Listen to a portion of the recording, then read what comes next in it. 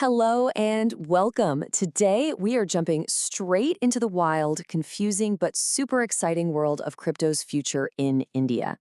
We've got some amazing insights from Sun Crypto founder Umesh Prajapati, and we're going to use them to cut through all the noise and answer the questions that are probably on your mind. So let's start with the big one, the question that probably stops most people right in their tracks. I mean, you look at Bitcoin, you see it's trading for thousands and thousands of dollars, and you can't help but think, man, did I miss the boat on this one? Well, let's find out. But before we can even answer that, you gotta understand the really strange situation happening in India right now. It's this place of massive contradictions, where crypto is absolutely exploding, and at the same time, it's deeply, deeply misunderstood.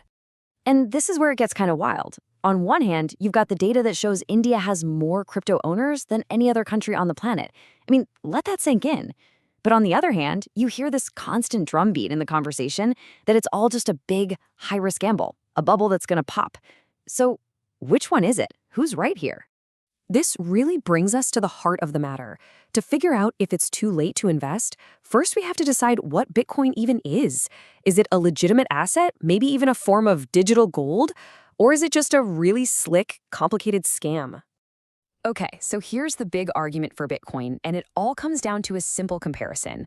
For literally thousands of years, gold has been the ultimate safe place to put your money. Its market cap is just enormous, over $30 trillion. Now compare that to Bitcoin. It's only been around for about 15 years, it has a fixed supply, we know exactly how many will ever exist, unlike gold, and its market cap is just a tiny fraction of gold's. So the argument is pretty straightforward. What if Bitcoin just captures a little piece of that massive gold market? If it does, its value has an incredible amount of room to grow. And hey, this isn't just some fantasy, right? Look at the hard facts. You've got massive financial players. We're talking giants like BlackRock, pouring billions of dollars into it. You have an asset that's gone from, what, $250 to over $100,000 in less than a decade. And it survived crash after crash. You know, these aren't the signs of a passing fad. This is an asset class that's growing up. All right, so let's say we're on board, we agree. Okay, it's a legitimate asset. The next question is obvious, right? What's the real potential here? How high could this thing actually go? I mean, just look at the journey Bitcoin's been on. It's been an absolute roller coaster. It went from just a couple $100s back in 2015, took a huge dive to around 3,000 during the COVID crash, and then rocketed up to where it is today. It's this history of just insane growth, even with all the volatility, that gives us clues about where it might be headed next. So when you take that crazy history and the whole digital gold idea, you get some pretty wild predictions. And crypto expert Umesh Prajapati has a big one. He predicts Bitcoin could hit $500,000 per coin within the next 5 years. And listen, he's not just pulling a number out of thin air. He says he's 90% sure about this. The only thing that could stop it, in his view, is some kind of massive, unforeseen global crisis, something on the scale of another pandemic. That's a huge statement of confidence. Okay, so that's the long-term buy and hold strategy. But not everyone wants to be a long-term investor. Some people want to trade the ups and downs. Well, that's a whole different ballgame with a completely different set of rules. Let's look at how the pros do it. Here's the secret. Pro traders are not gamblers. They're all about managing risk with iron discipline. So rule number 1, they use low leverage. We're talking 5 to 10x max. Rule number 2, they set a tight stop loss. They know exactly how much they're willing to lose and they stick to it. And rule number 3, they don't even bother with a trade unless the potential win is at least 3 times bigger than their potential loss.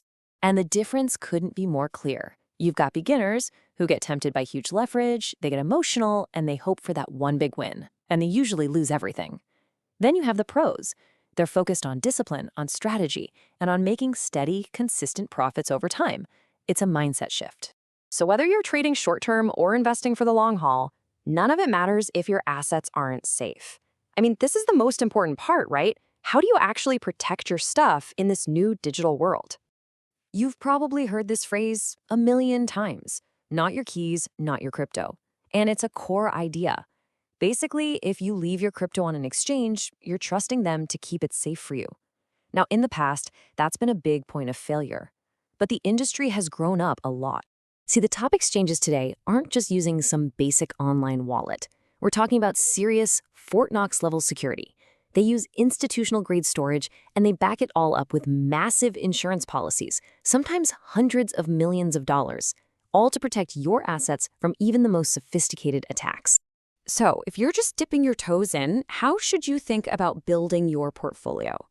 Well, the expert advice is all about balance. Don't go all in on one thing.